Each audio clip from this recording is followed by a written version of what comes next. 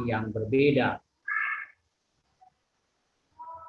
Karena itu membutuhkan beberapa konvensi di dalam penamaan. Seperti kata tahu. Di samping mempunyai pengertian tahu dalam artian mengetahui, juga tahu suatu jenis makanan. Dalam hal ini tentunya kata tahu itu mempunyai dua bentuk konvensi, yakni mempunyai dua bentuk penamaan. Juga kita lihat dalam kata bisa. Bisa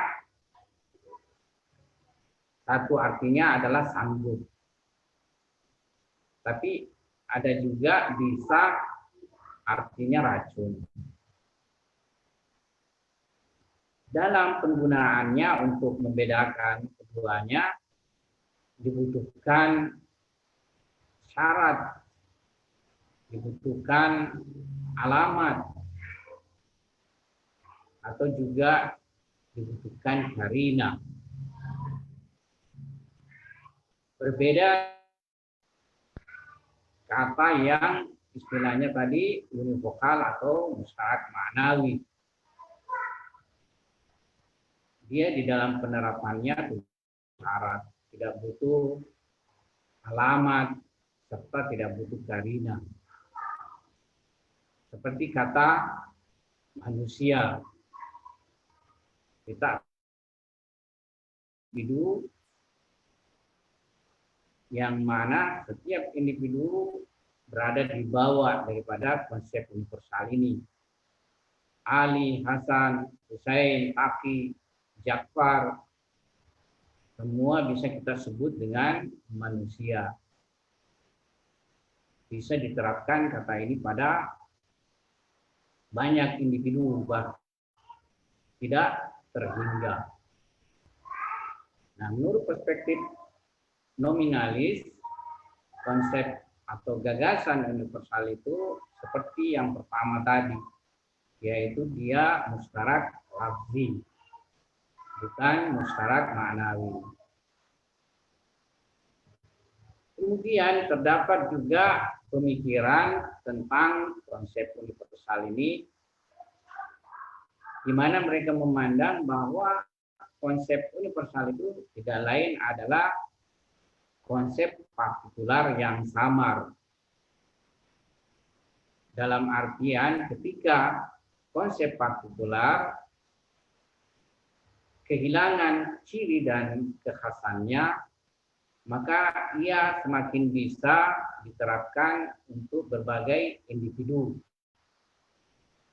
Semakin dia kehilangan ciri dan kekhasannya, maka semakin dia bisa mempunyai cakupan lebih luas. Sampai pada tingkat tertentu, dia tidak mempunyai ciri kekhasan lagi yang bisa membeda-bedakan.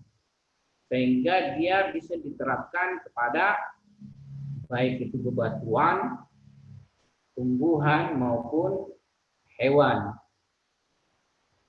Konsep universal tersebut.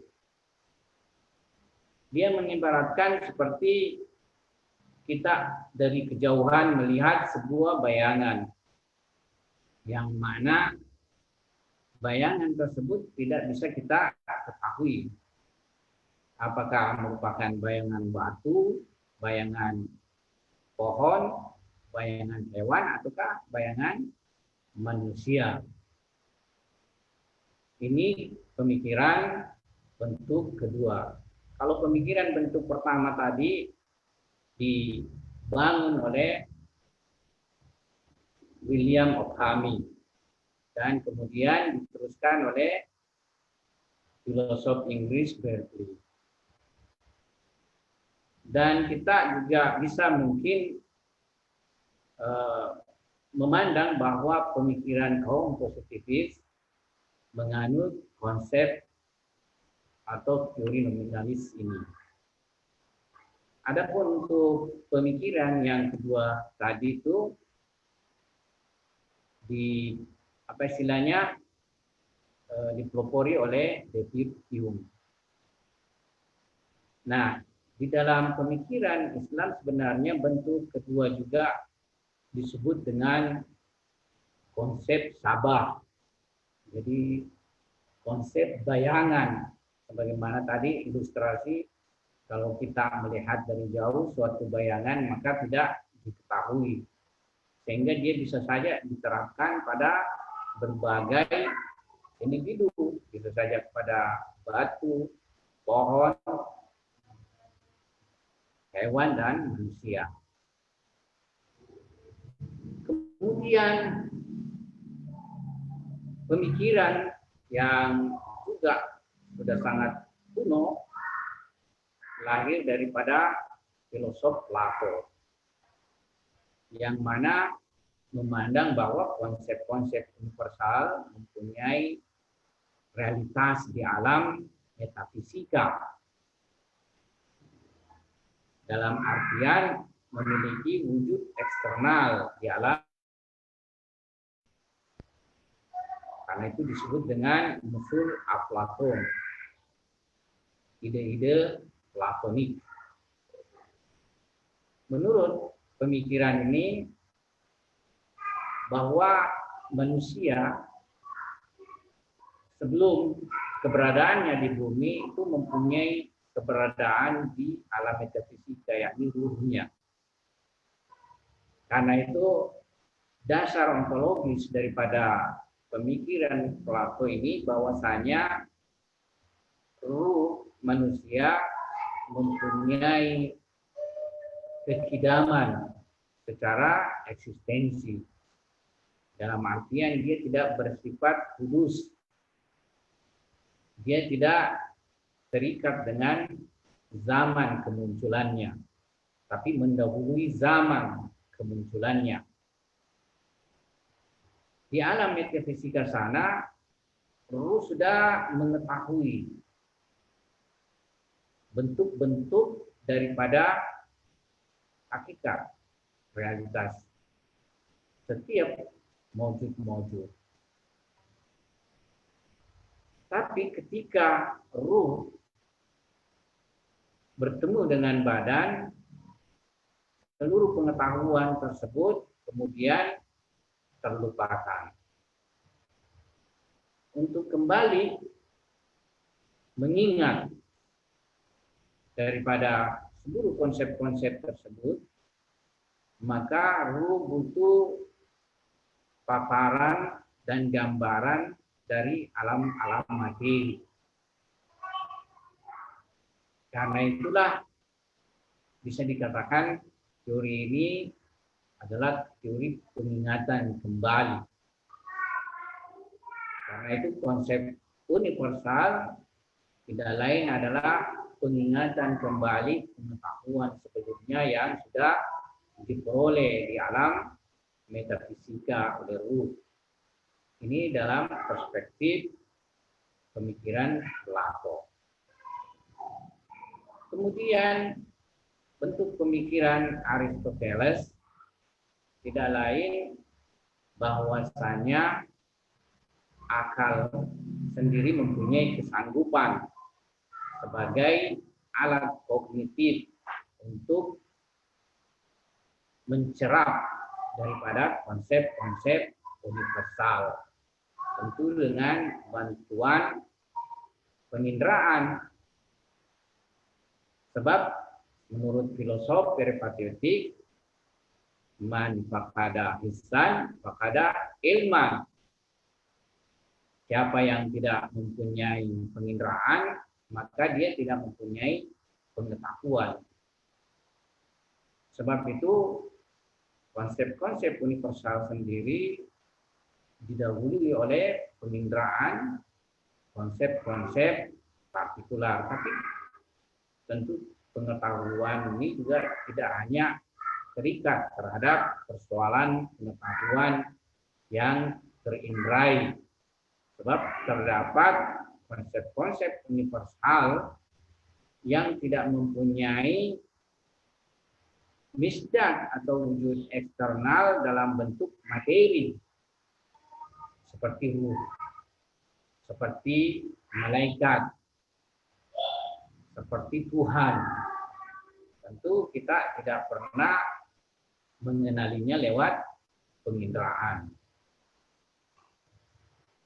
Nah, pemikiran ini tentu jika kita teliti, maka bentuk pertama dan kedua pada hakikatnya akan membawa kita pada pengingkaran metafisika. Karena itu perlu dibahas lebih seksama daripada pemikiran pertama dan kedua ini. Nah, seperti telah kita isyaratkan tadi, bahwasanya para nominalis berpendapat bahwa konsep dan gagasan universal merupakan sejenis ekivokasi, bukan univokal. Karena itu dia memiliki ambiguitas, di mana tentunya sebagaimana kita syaratkan, konsep-konsep universal itu membutuhkan konvensi yang tidak satu. Nah, ambiguitas ini terjadi manakala satu kata mengacu pada banyak objek dan melalui berbagai konvensi. Seperti kata bisa, tahu, bunga. Kalau di dalam bahasa Arab terdapat kata ain. Ain itu bisa mempunyai banyak pengertian kalau dalam bahasa Arab. Seperti ain bermakna mata. Kemudian ain bermakna mata air, sumber air. Juga ain bermakna emas. Itu di dalam bahasa Arab. Kalau di dalam bahasa Persia kita akan juga temukan satu kata yang mempunyai mustarak lafzi atau ekivalen. Seperti kata syir. Jadi kalau kita mempelajari bahasa Persia, kata syir itu mempunyai 3 makna. Ada syir dalam artian susu yang diminum, ada syir dalam artian keran air, dan ada syir dalam arti singa. Karena itu bisa jadi kita akan menemukan di dalam berbagai bahasa terdapat mustarak lafzi ini. Berikutnya, terhadap persoalan ini yang perlu tentunya kita koreksi. Pertama, bahwasanya kalau dia mustarak lafzi, maka dia mempunyai sifat ambiguitas dan menuntut sejumlah konvensi yang ditetapkan sebelumnya. Sementara makna univokal atau mustarak maknawi itu tidak membutuhkan lebih dari satu konvensi. Cukup satu dengan konvensi saja. Seperti kata hewan, manusia, pohon, itu banyak konvensi. Yang kedua, makna atau pengertian umum, yakni mustarak maknawi, itu dapat berlaku dan diterapkan pada banyak individu. Bahkan bisa saja tidak terbatas individu. Ya, konsep pohon misalnya, sebanyak pohon yang ada di alam ini bisa diterapkan. Karena itu dia tidak terbatas secara misdaq. daripada konsep ini untuk dapat diterapkan. Namun mustarak lafzi dia hanya bisa kita terapkan dengan kata yang telah disepakati secara konvensi. Ya, seperti tadi bunga misalnya. Ya, dia hanya mempunyai bukan bunga, kembang. Ya, betul bunga tadi. Dia hanya bisa kita terapkan dengan dua pengertian. Pertama adalah bunga dalam arti kembang dan bunga dalam artian jasa atau imbalan yang diberikan atas uang yang disimpan di bank misalnya. Kemudian yang ketiga, makna universal atau konsep universal itu cuma memiliki satu pengertian universal yang terpahami tanpa melihat konteks. Sedangkan ambiguitas mesti melibatkan banyak pengertian yang masing-masing membutuhkan penentuan konteks.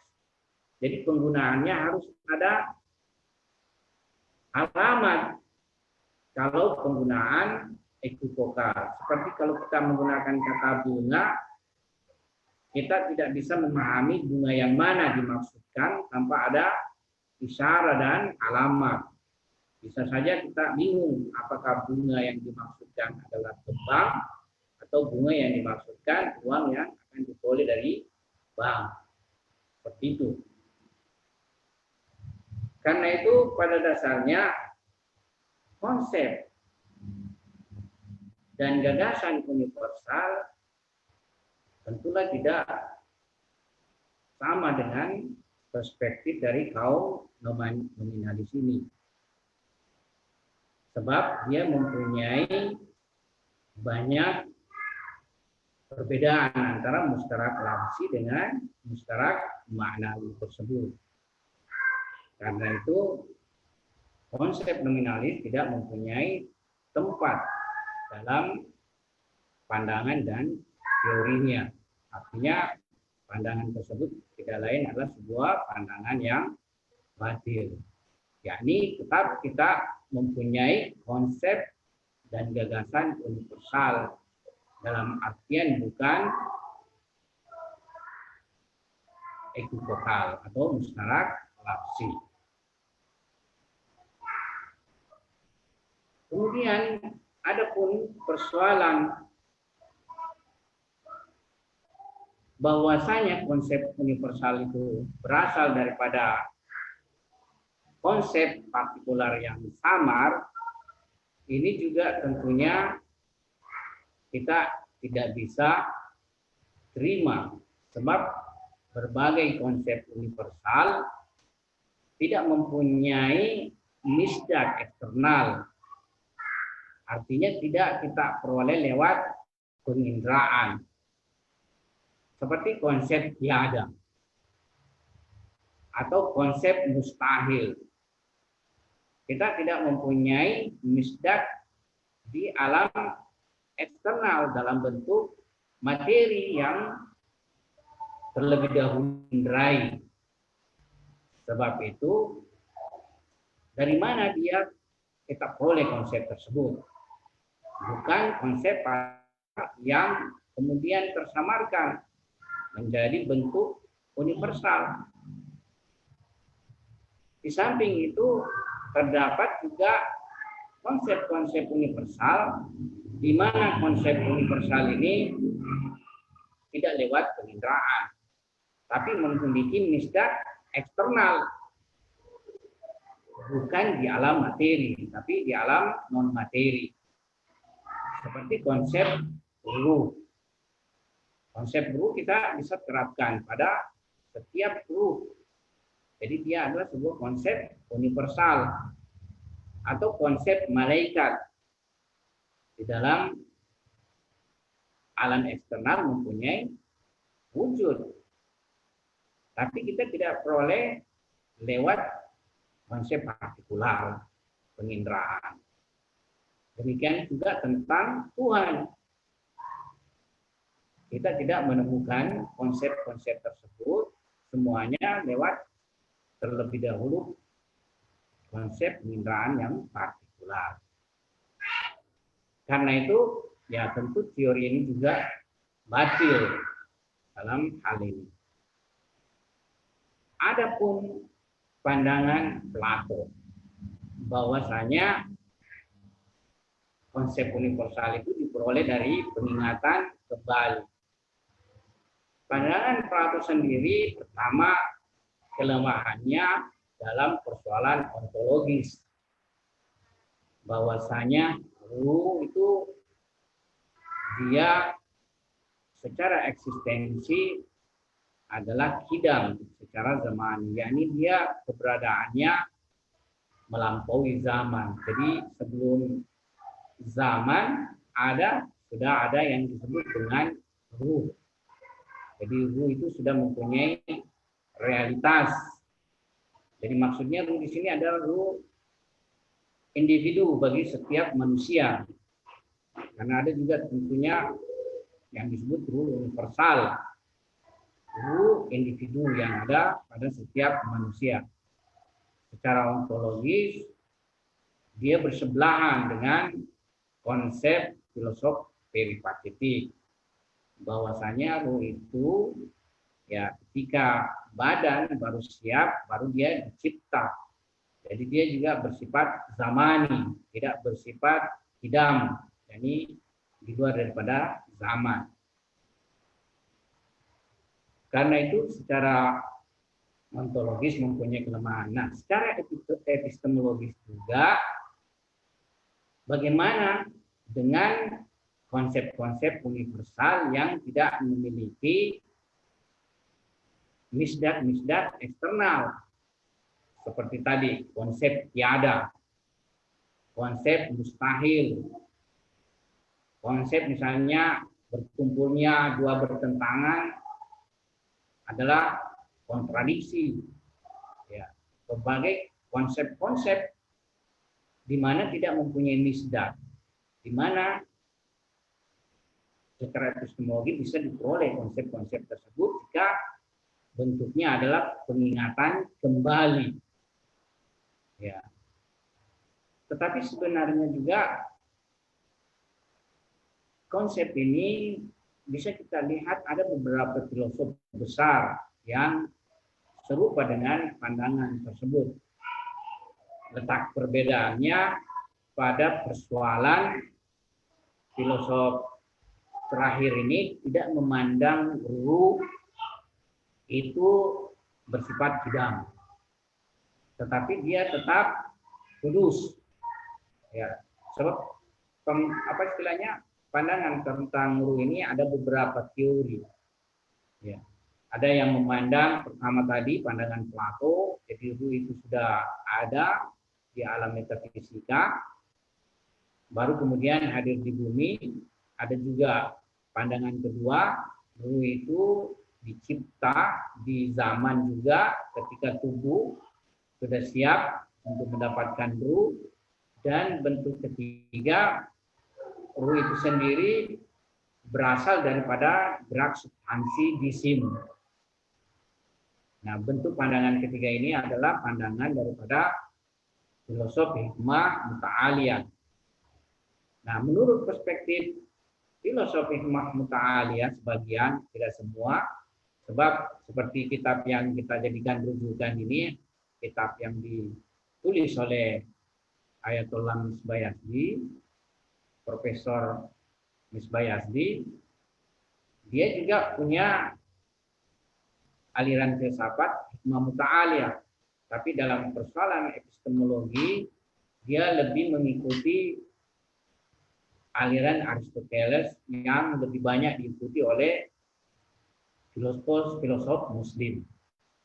Nah, yang mirip tadi pandangan Plato, bahwasanya ruh tetap dia kudus, yakni keberadaan dan kemunculannya pada zaman. Namun konsep-konsep universal itu sendiri itu diperoleh dengan istilah mereka mempersepsi mewujud metafisika. Jadi mereka juga mempunyai keyakinan bahwasanya konsep-konsep universal tersebut memiliki wujud eksternal, di mana penglihatan secara konsep universal dengan ilmu usuli, ibarat mereka itu adalah penyaksian secara jauh daripada wujud metafisika tersebut. Adapun pengalaman irfani, pengalaman sofistik, maka mereka itu menyaksikan secara syuhud dan huduri wujud metafisika tersebut. Karena itu dia bukan pengetahuan husuli, pengetahuan huduri. Ini suatu bentuk pandangan yang mirip dengan pandangan Plato. Tapi kalau Plato penyaksiannya di alam metafisika sebelumnya. Kalau ini pengkonsepsiannya di alam sekarang ini, di alam materi ini, terikat dengan zaman ini, tetapi bentuk pandangannya terhadap realitas konsep universal tersebut adalah secara kejauhan, bukan secara kehuduran. Nah, yang bisa mencerapnya secara kehuduran adalah pengalaman irfani, pengalaman sofistik yang secara metodologi untuk memperoleh pengetahuan tersebut berbeda dengan untuk mendapatkan pengetahuan husuli. Jalannya bukan lewat pembelajaran, bukan lewat pembahasan, atau disebut dengan hikmah bahsi. Tapi jalannya adalah lewat penyucian diri.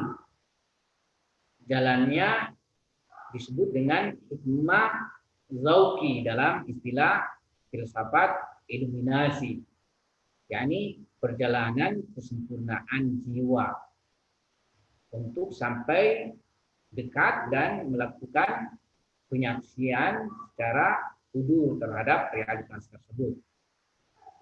Tapi sama dengan kritikan terhadap Plato tersebut, bahwasanya bagaimana dengan konsep-konsep yang tidak mempunyai hubungan realitas eksternal.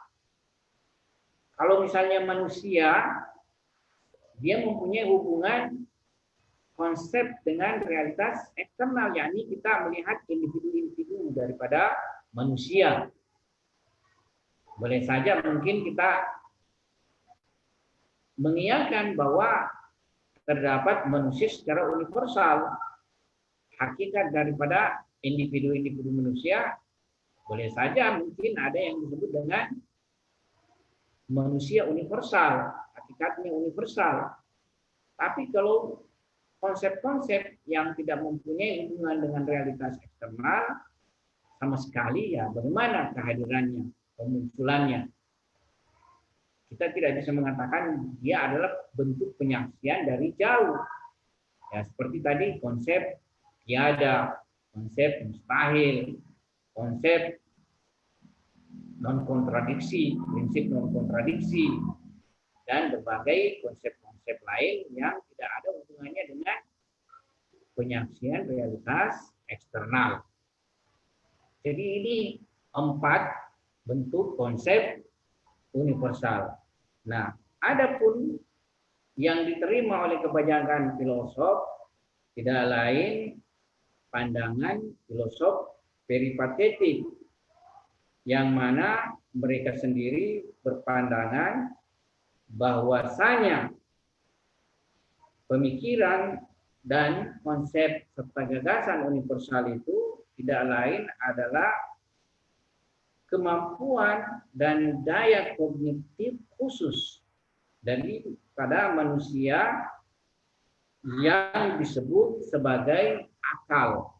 Jadi adanya akal pada diri manusia sehingga dia memiliki daya kognitif khusus tersebut untuk mengkonsepsi gagasan-gagasan universal, yang mana akal mempunyai kemampuan menada dan memahami konsep-konsep mental universal. Entah konsep-konsep tersebut mempunyai hubungan dengan realitas eksternal, ataukah konsep-konsep tersebut tidak mempunyai hubungan realitas eksternal.